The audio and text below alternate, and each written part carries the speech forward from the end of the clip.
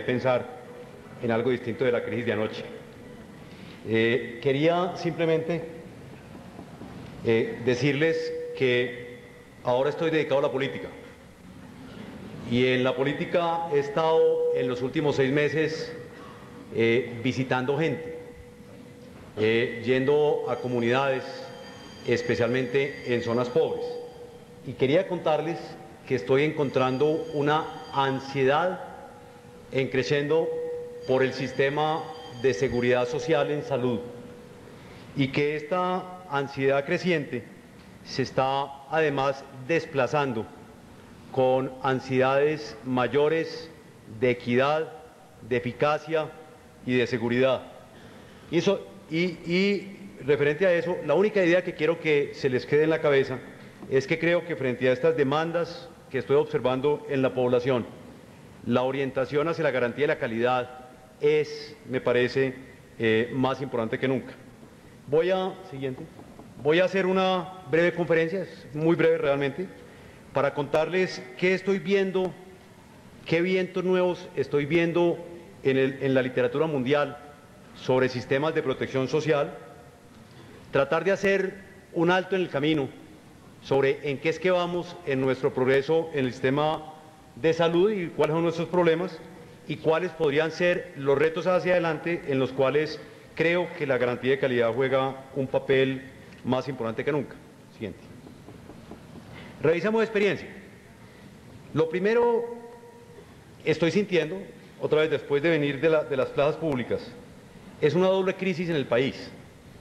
Yo diría que en principio es una crisis económica bastante grande, mucho más grande visto en la dimensión social que en las simples cifras de la economía.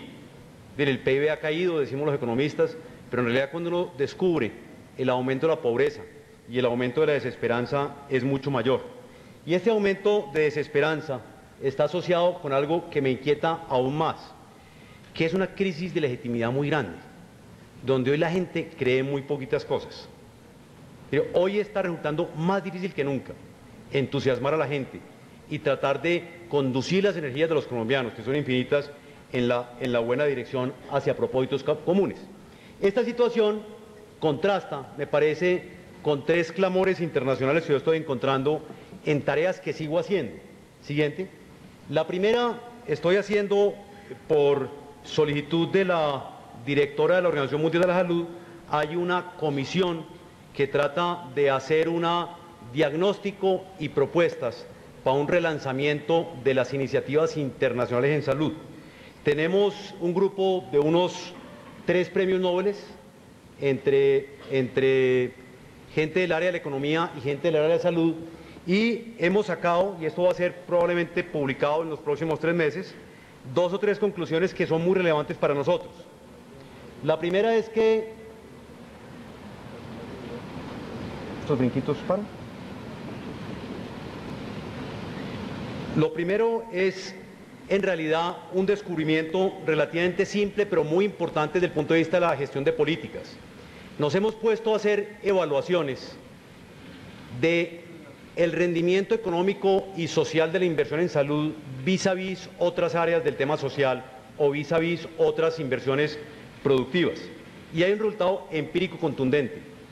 La inversión en salud es la más rentable entre todas las inversiones sociales, incluyendo la de educación. Ese punto aparece crítico, entonces, pensando, no, la anterior.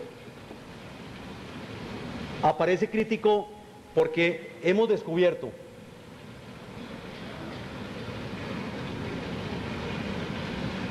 en este proceso, básicamente, que además de como un derecho, y todo el movimiento de derechos humanos y derechos sociales ha sido muy importante en los últimos 15 años, es en realidad una clave de desarrollo mucho mayor a la que se había identificado.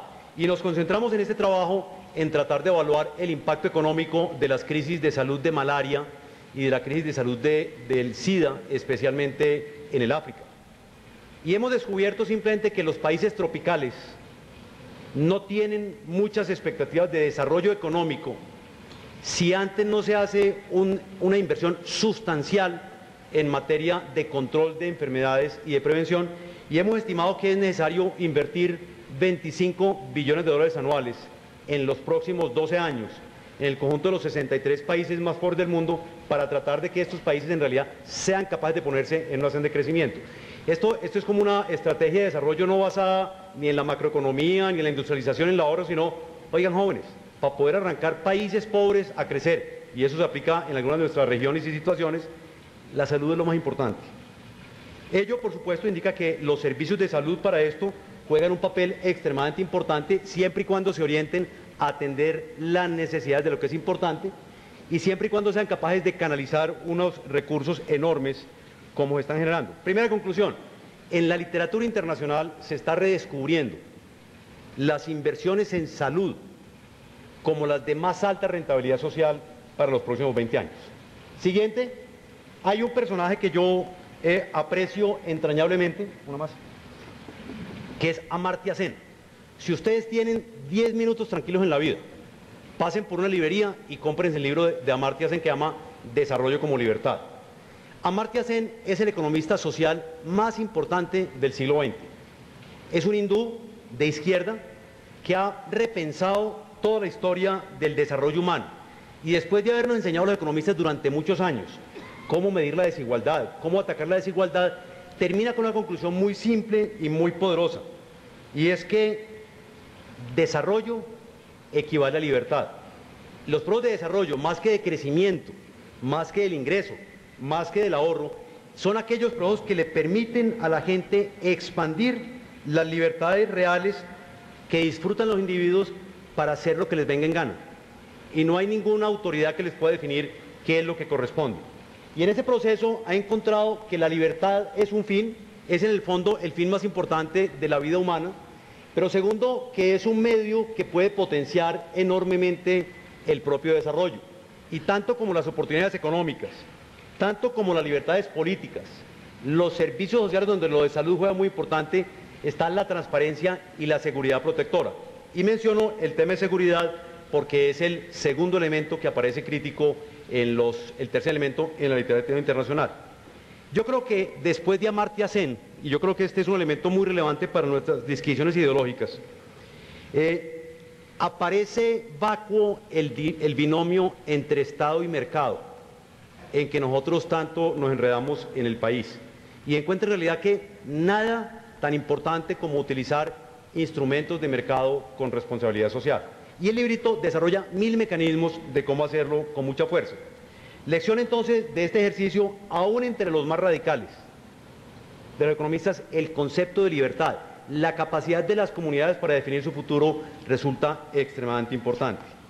Tercera mensaje de la literatura internacional, es tal vez el economista de desarrollo más importante del momento, es un turco de Turquía, que se llama Dani Rodrik. Y Dani Rodrik se ha dedicado, después de estudiar mucho su propia experiencia, a estudiar América Latina. Y en América Latina encontró un elemento que era inesperado en la literatura internacional. Y es, con base en encuestas de la población, descubre que en el continente es donde tenemos la gente con más temor de futuro. Donde la gente está más incierta sobre lo que se viene por delante. Y esa enorme incertidumbre de futuro limita enormemente las posibilidades de ahorro, de inversión y de desarrollo. Y entonces, para ponerles un ejemplo en el caso colombiano, Colombia hoy tiene 18 millones de personas en la fuerza de trabajo. De estos 18 hay 15 que están empleados y 3 que están desempleados. De los 15 que están empleados hay 6 que están subempleados porque tienen ingresos insuficientes o el tipo de trabajo no corresponde con lo que ellos quieren. Entonces, en realidad, esos que están subempleados están buscando activamente trabajo. O sea, de los 18 millones de personas de la fuerza de trabajo, 9 están buscando trabajo, la mitad. De los que no están buscando trabajo, Fedesarrollo acaba de hacer una encuesta y les pregunta, ¿ustedes creen que en los próximos 12 meses ustedes van a mantener el puesto que tienen ahora? El 70% dice que no. Entonces, básicamente, lo que estamos encontrando en Colombia es que el grado de incertidumbre sobre la vida individual es tan grande que todas las decisiones están realmente maniatadas. Planeación Nacional estaba muy confundido de por qué la economía no se reactivó. Ellos habían supuesto que el consumo iba a crecer mucho por la confianza en el gobierno. Y en realidad lo que están dando las encuestas es que la gente está muerta de pánico de tomar cualquier decisión de gasto, de tomar pequeña decisión de inversión cuando hay semejante incertidumbre. Y Roderick sugiere, y este es el tema que quería, por eso lo traía, que en los momentos de grandes crisis, la respuesta ideal para activar la economía y la sociedad son choques de protección social. Y se revisa cómo la experiencia de los años 30 en los Estados Unidos fue resuelta, no tanto por instrumentos de corte macro, como por el mayor desarrollo posible de la seguridad social que haya tenido la historia americana. Entonces, ¿qué aparece? Y les quería simplemente traer ideas de lo que estoy encontrando. Siguiente, y lo que estoy encontrando también, una más, es que probablemente la literatura, y yo me la paso buena parte del tiempo, además de estar con Noemí, visitando países y revisando experiencias de servicios sociales. Y he encontrado como esta evolución de los paradigmas de lo que los países están siguiendo y cómo van cambiando y cómo nosotros podemos adelantarnos. Nos hemos adelantado en algunos casos, en otros estamos atrasados. Y puedo revisar los servicios sociales, esto se aplica a salud, pero igualmente a educación o a otras áreas, diferenciando los temas de financiamiento, de provisión y de demanda, como los tres elementos constitutivos de los sistemas, y cómo van cambiando los paradigmas en América Latina. En los años 70 nos sentíamos con un financiamiento fiscal, básicamente, siempre fue insuficiente, con una provisión centralizada y con ignorancia del componente de la demanda. Eran sistemas centralizados excluyentes financiados por el gobierno. En los años 80, con la crisis fiscal del continente, el mensaje de finanzas es: no hay plata fiscal a recuperar costos. El mensaje en provisión fue decir: no creemos en la provisión central, cualquiera que se aparezca es bienvenido. Y entonces busquemos descentralizar y busquemos privatizar, lo cual generó esquemas de provisión fragmentada en los que se confió en que el mercado libre iba a poder resolver los problemas. Y se trató de focalizar la atención en ciertos grupos de la demanda particularmente vulnerables. Este fue como el modelo resultante de los años 80 en todo el continente. En los años 90 comienza a aparecer unos énfasis distintos, en donde más que recuperar costo vuelve la dinámica de finanzas públicas a los servicios sociales, y en realidad el continente en los 90 volvió a invertir mucho más, tanto en educación como en salud. Invirtió con mucho más carácter progresivo, o sea, mucho más buscando la población más pobre. Infortunadamente, invirtió mucho más con carácter procíclico, de forma tal que cuando la economía estuvo al alza hubo plata, cuando la economía ha tenido dificultades, la plata se ha contraído más que proporcionalmente. En los 90 hubo el proceso de buscar autonomías, y el respeto a las autonomías de los proveedores en las escuelas autónomas, en los hospitales autónomos, fue como el elemento corriente, tratando de improvisar algunas reglas de cómo esas interacciones con entidades autónomas podían funcionar, y ensayando por primera vez el tema de hacer transferencias directas a la población, de transferencias directas a la demanda, bien en la forma de subsidios directos a la demanda, como el caso colombiano, o bien a través de transferencias directas en dinero, como en el caso mexicano, en el programa de pobreza, que es el programa que ahora parece interesante.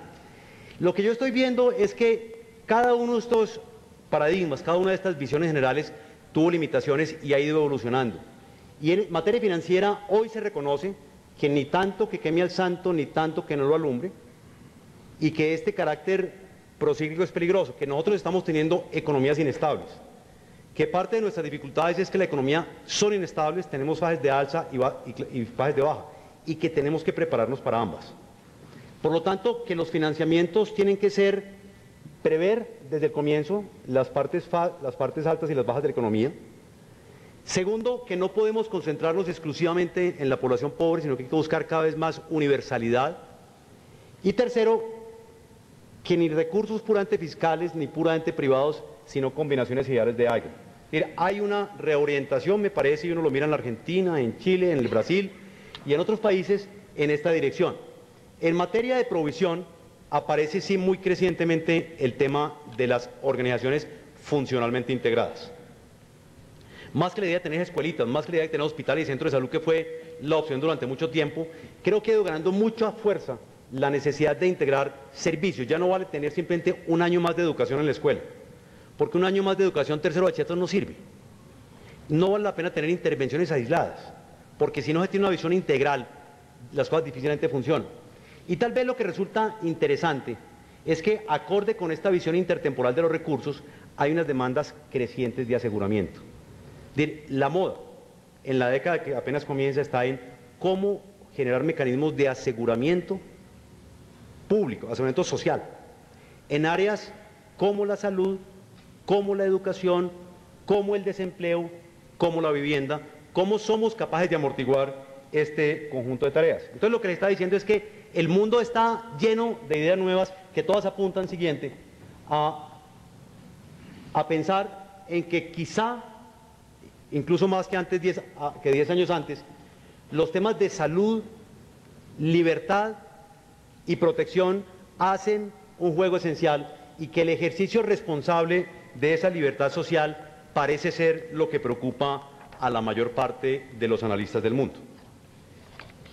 Primera sección, revisando literatura. Hay un poquitón de ideas nuevas, hay un poquitón de énfasis cambiantes. Aterricemos un poquito en Colombia. Siguiente. ¿En qué vamos?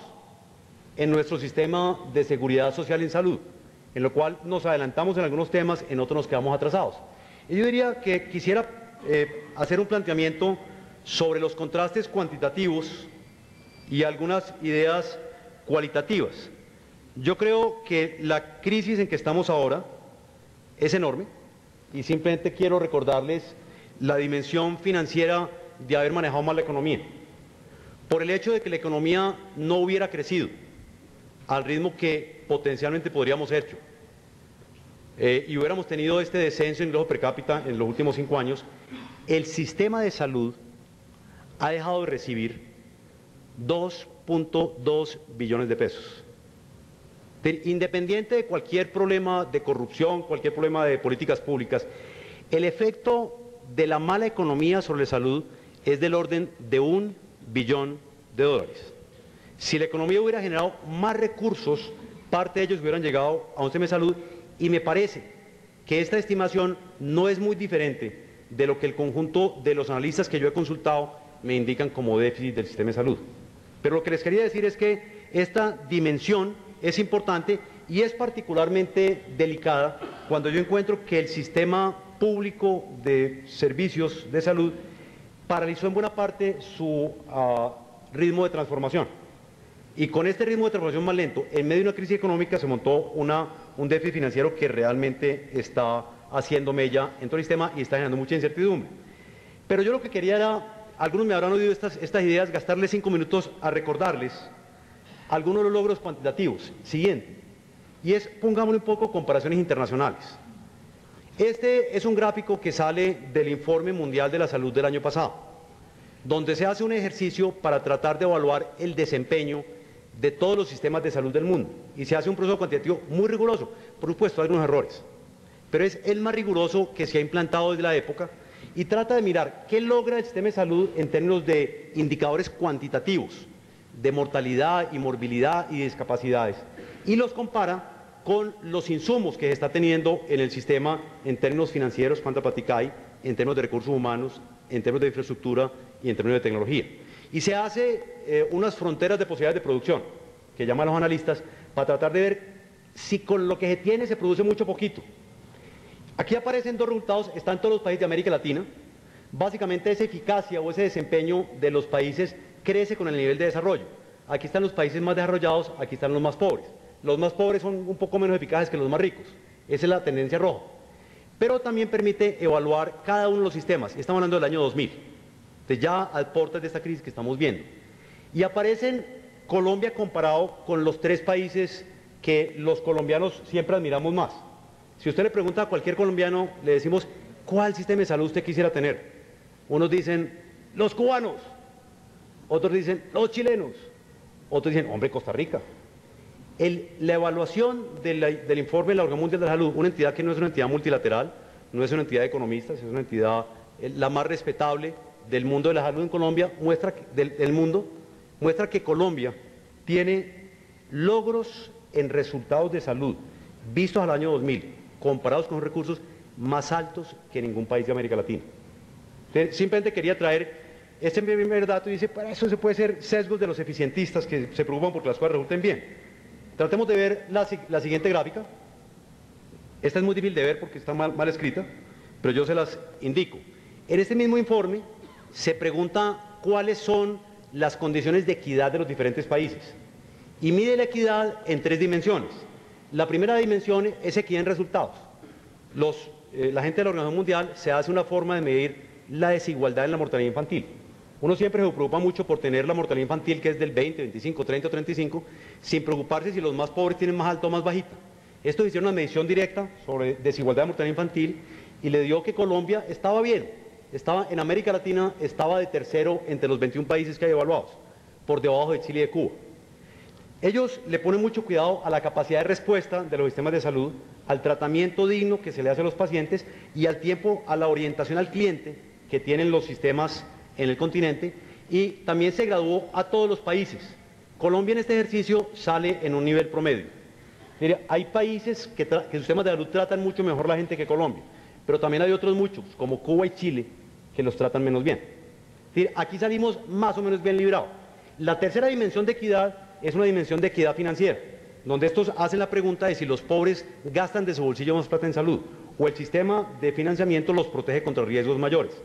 Y hay un dato muy interesante: Colombia aparece como el primer país del mundo en donde la equidad financiera es mayor.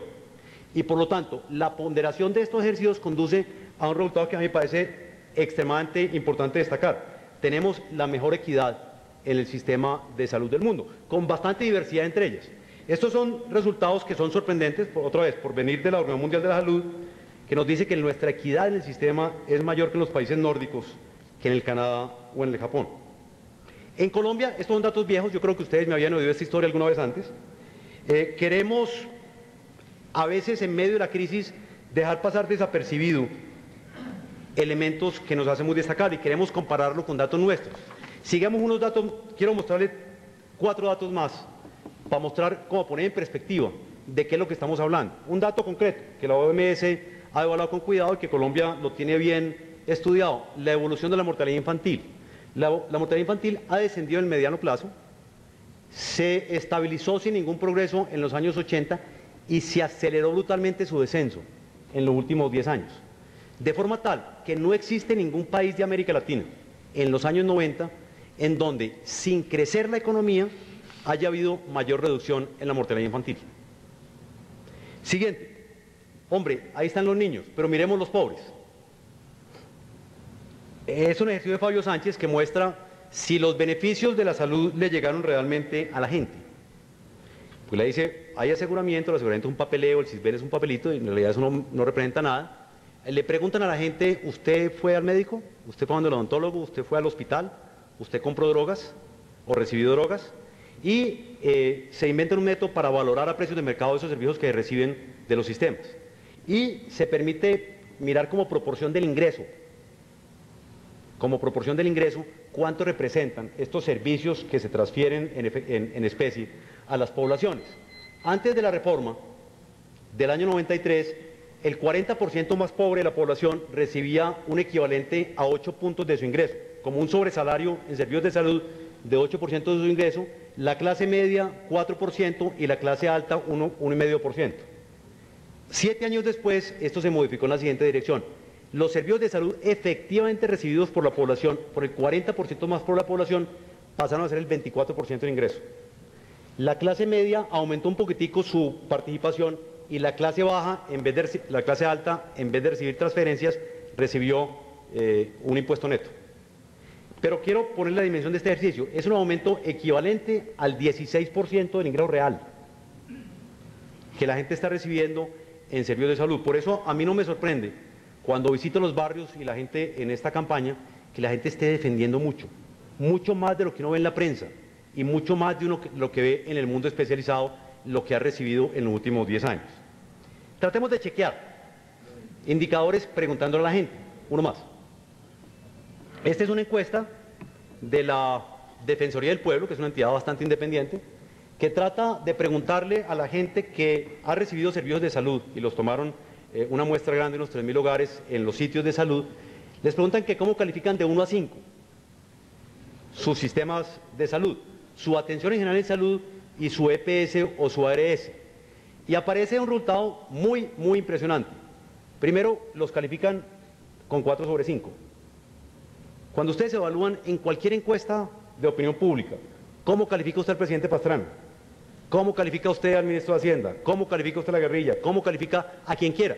Los colombianos son muy amarrados. Nadie pasa de 3. Aquí es un resultado donde en una encuesta limpia se pregunta sobre 4. Segundo resultado, aquí está en medida la gente más pobre hacia este lado y la gente más rica hacia la derecha, simplemente indicada por el nivel de educación. ¿Ustedes encuentran alguna pendiente en esta gráfica? ¿Uno puede decir que están más satisfechos los pobres que los ricos? No, es una encuesta plana. Los pobres están calificando su atención en general incluso por encima de los más ricos. Preguntándole a ellos, encuentro resultados. Yo veo que hay una enorme satisfacción y les preguntamos, hombre, ¿ustedes quieren seguir con lo que tienen? Que es una forma la más simple de preguntar si uno está contento. Si está aburrido, viste, que vaya. Ustedes le preguntan si usted está contento con su especialista. El 92% de la gente dice que sí. Con su médico en general, 91% dice que sí. Con su ARS, el régimen subsidiado, está diciendo 85% que sí. Con su EPS, el régimen contributivo, está diciendo 76% que sí. Cuando uno desagrega esto entre el Seguro Social da 55% y las EPS dan alrededor del mismo nivel que las subsidiadas. Yo veo básicamente que hay mucha satisfacción, a pesar de la situación difícil financiera. Y nos hemos peleado demasiado, me da la impresión, por detalles. Hombre, que si el cubrimiento de seguridad social es de 20, 21, 22 millones. Carajo, son 20 millones más que hace 7 años. Que si entre los pobres hay 1 millón que es pobre o no es pobre. Me dice, sí, pero hay 9 millones de personas que están cubiertos en el sistema de salud. Los colombianos nos peleamos por detalles y estamos perdiendo la perspectiva. Siguiente. Yo diría que lo que estamos viendo en el proceso es una revolución a mitad de camino, porque estamos teniendo apenas la mitad de los resultados que esperábamos, pero con una alta satisfacción, una alta eficacia y una alta equidad. Insisto, es revolución, pero está a mitad de camino. Y esa es la gran decisión que hay que pensar. En medio, y yo tengo esta expectativa, de que estamos sí en medio de una involución social, que esta doble combinación de crisis económica y social nos está generando a una involución social, una mirada hacia atrás, que yo espero que sí esté al final del camino. La única lección que quiero plantear es, hombre, no nos ajustemos con el cuervo. Hemos matado a un tigre, hemos hecho logros importantes en 7 años, no nos ajustemos con el cuervo. Pensemos hacia adelante. Tratemos de evaluar cómo volver a lo básico y qué hacer en estos próximos 10 años, dados los logros y las limitaciones. Yo diría que lo primero es no confundirse con lo que ha pasado. Yo veo que ha sido muy frecuente en el mundo académico interpretar que en Colombia hicimos una reforma de competencia regulada o que hicimos una competencia de aseguradores. Esto no existe en la ley. Nosotros hicimos un modelo distinto de tratar de buscar competencia y pluralismo por la vía de la calidad, no por la vía de los precios. Este es un punto que creo que la gente leyendo literatura internacional ha confundido. Segundo, uno se pregunta si los principios o las estrategias de la reforma hoy están bajo cuestión. Los principios son 3 principios constitucionales, que son los principios de universalidad, solidaridad y eficiencia en materia de seguridad social. Yo me he pasado revisando la literatura de los últimos 10 años, revisando los avances en seguridad social, a ver si uno puede encontrar hoy desarrollos que indiquen que estos fundamentos están equivocados. Y encuentro lo contrario. La CEPAL hace 6 meses lanzó su gran libro de los últimos 10 años, diciendo que lo que tiene que hacer América Latina es volver a estos 3 principios como los principios fundadores de todo sistema de seguridad social. Uno dice, miremos las estrategias. ¿Será que las 3 estrategias básicas que se montaron alrededor de la reforma del sistema de salud fueron equivocadas? No nos olvide cuáles son. Primero, la socialización del financiamiento. Es tratar de movilizar colectivamente los recursos para asignarlos a una arbitrariedad que es el sistema de salud. Y eso puede ir en contra del sistema de policía o en contra del sistema de educación. Se hizo una movilización colectiva con mucho impuesto, con pago a la gente y con recursos del bolsillo y del gobierno para asignarlos directamente al sistema de salud. Me hago la pregunta, ¿queremos volver atrás? ¿Será que el país querrá en los próximos 10 años privatizar el financiamiento del sistema de salud? ¿O será que ha entendido mal lo que se trató de armar en ese ejercicio? Segunda estrategia, hombre, la integración funcional de los servicios. El proceso de conformación de las EPS, más allá de simplemente aseguramiento, como responsables de la gestión de la oferta y la demanda de servicios, era buscar esa integralidad alrededor del paciente. ¿Será que queremos volver atrás? ¿Será que querríamos volver a ese modelo norteamericano de los 80 con entidades dispersas, fragmentadas, atendiendo especialidades sin pensar en el paciente como su unidad central de organización? Tercero, hombre, empoderar la demanda. Saber que buena parte del control social de cualquier sistema de salud lo hace el usuario y que el usuario lo hace a veces protestando, pero sobre todo saliéndose, y que la capacidad de elección del usuario, mientras más se haga, es más importante.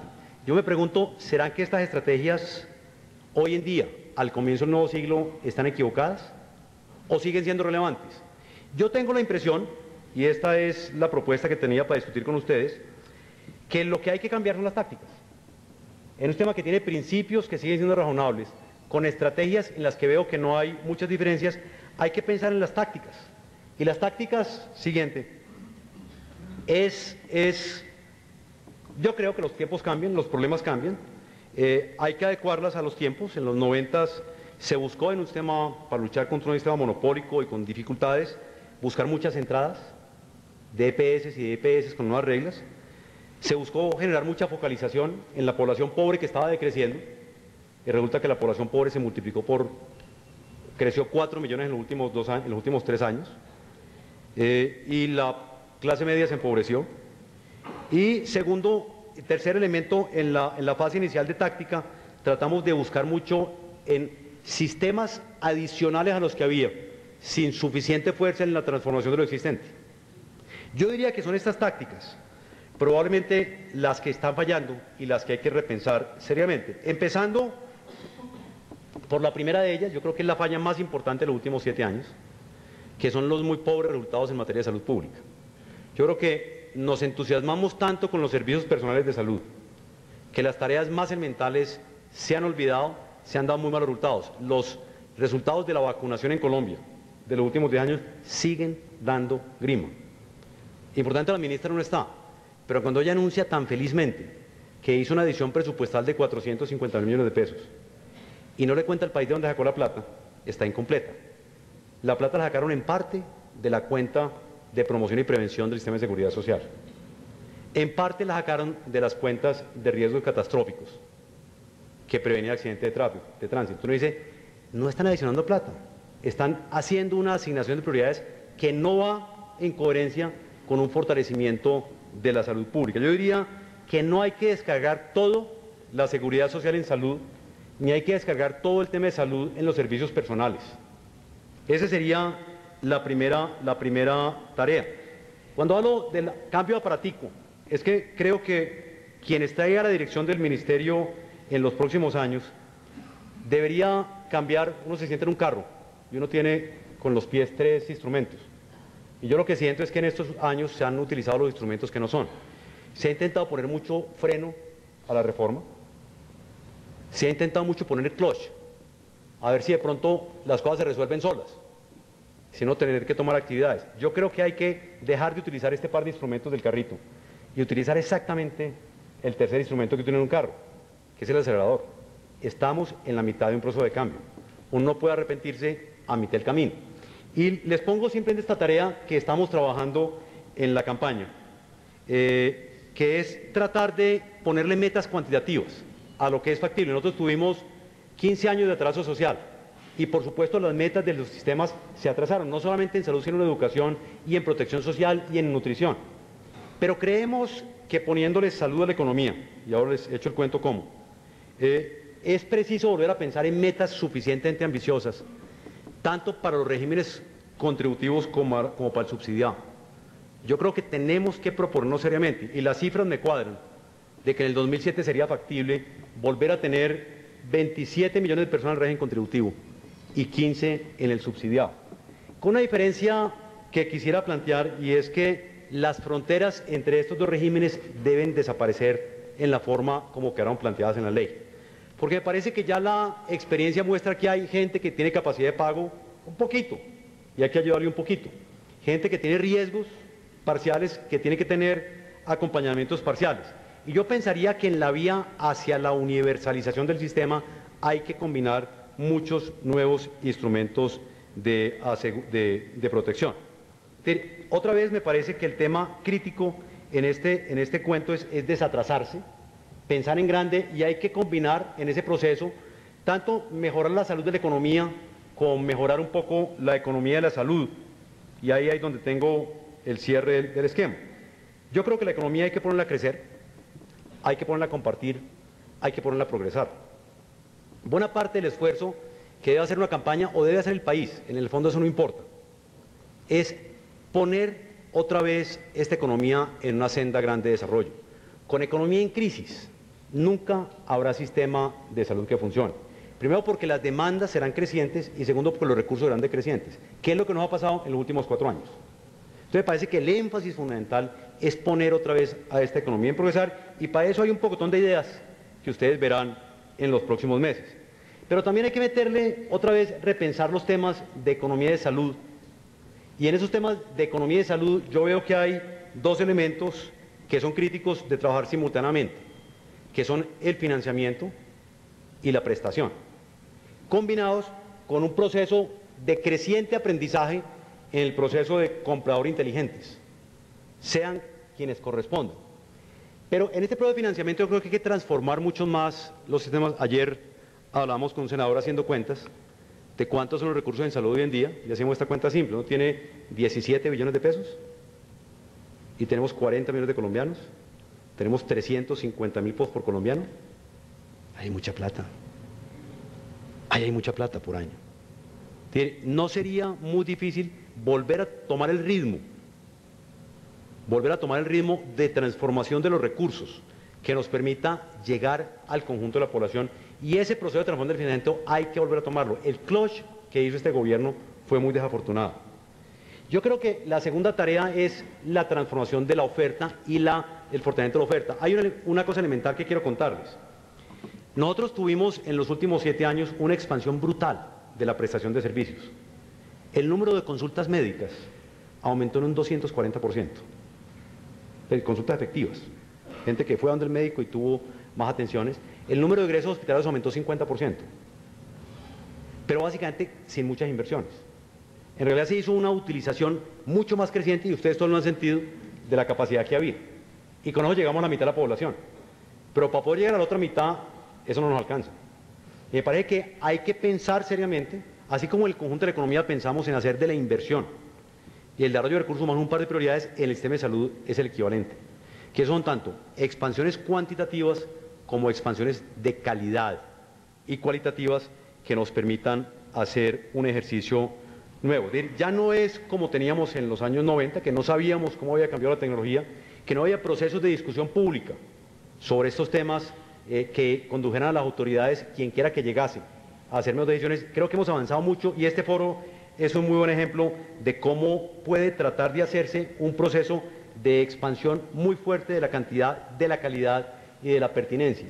Y yo diría que en este proceso, en las tácticas del nuevo siglo, este tema que no apareció con fuerza en los años 90, en la práctica, aunque sí muchas ideas experimentales, yo creo que lo que ustedes han hecho en el centro de gestión y entre muchos de ustedes ha sido ejemplar, son ideas que van generando envidia, y la envidia es lo único que desarrolla este país, que van generando la posibilidad de que alguien los copie, la posibilidad de que se vayan analizando y que vayan desde la política. Entiendo que la ministra anunció esta mañana que iba a poner en práctica en realidad un sistema con mucha más fuerza, garantía de calidad, pensando básicamente que la calidad no es un embeleco, sino que en este proceso es un eje nuevo del sistema como táctico en la expansión hacia adelante.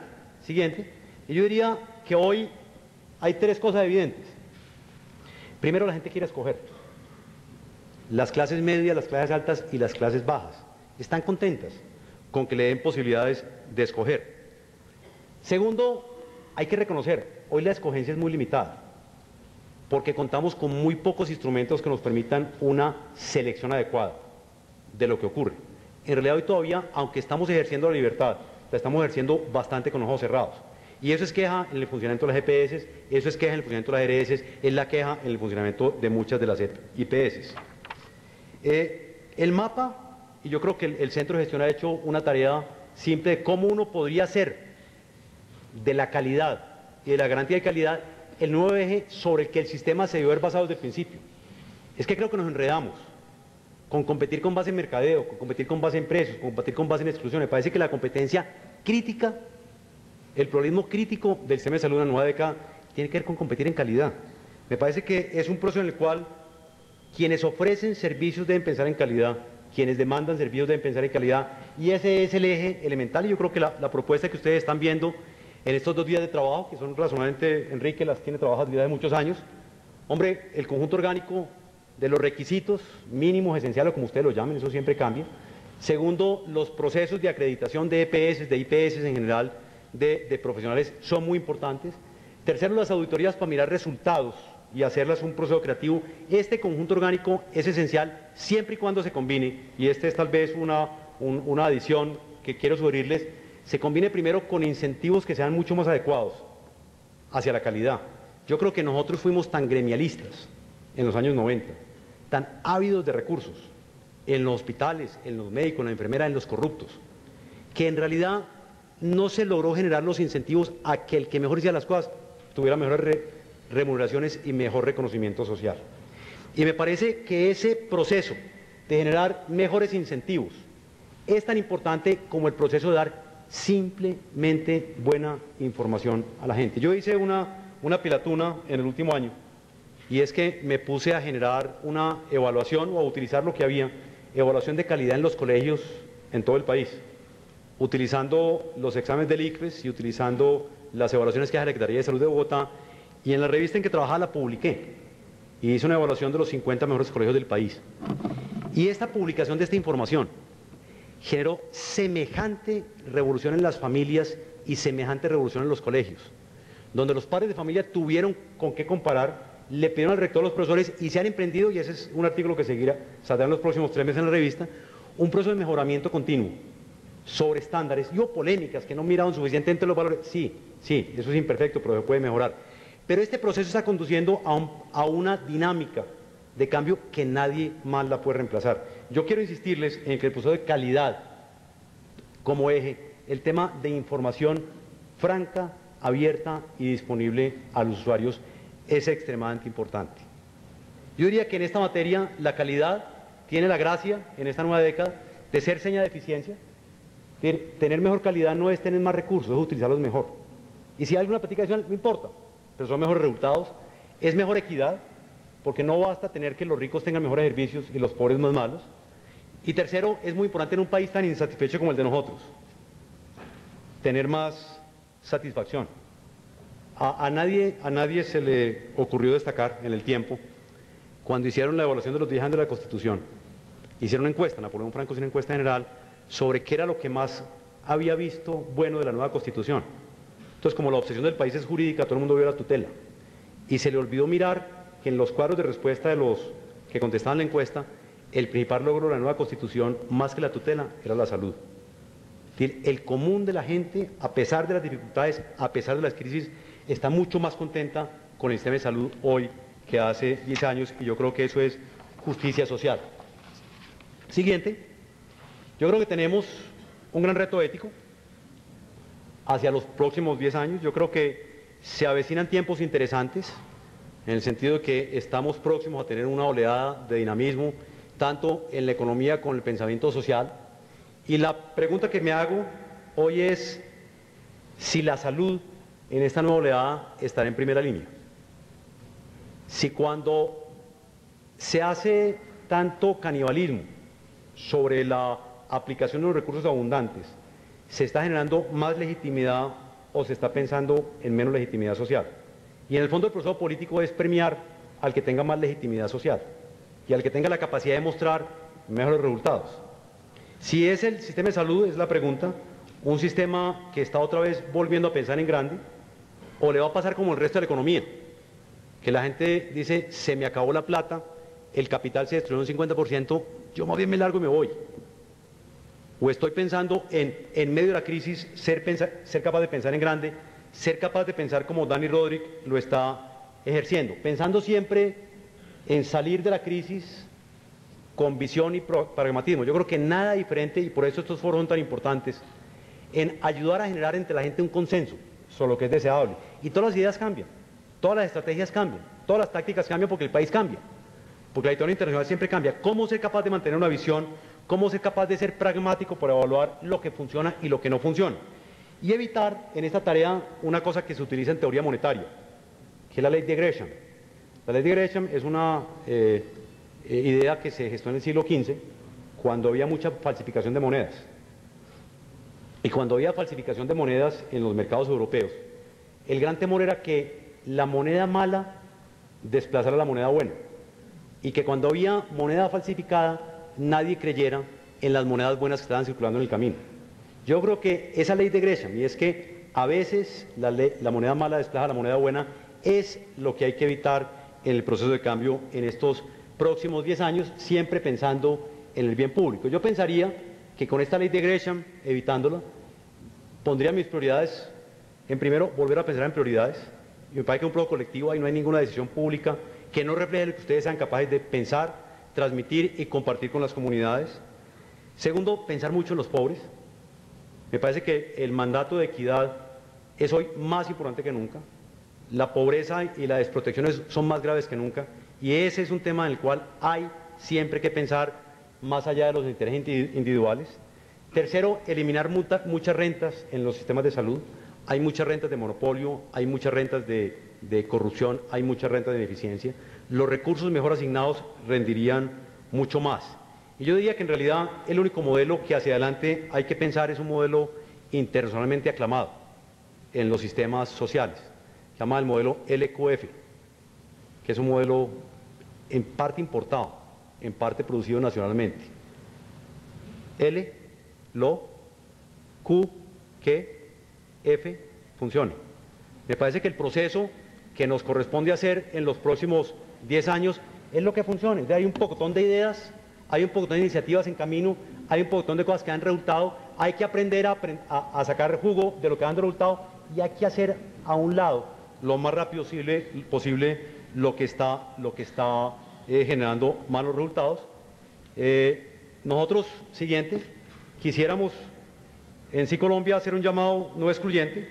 Queremos ayudar a construir buenas ideas, si son para nosotros en la presidencia bien y si son para otros en la presidencia también. Me parece que ese es un proceso que tiene que ser amplio, de sentarle prioridades, y ahora que estoy en el otro lado, en el campo político, qué bueno fuese tener de la comunidad de la salud ideas más contundentes, propuestas de política más aprobadas. Si eso estuviera armado, el norte de las políticas de salud estaría, yo diría, ganado. Me parece, otra vez, pensando en lo social, la crisis hay que enfrentarla con más libertad, con más protección y con mucha más ética. Y da la casualidad de la calidad resulta la esencia de los sistemas de salud que en el nuevo siglo van a ser capaces de cumplir con estos 3 requisitos. Mil gracias por la paciencia.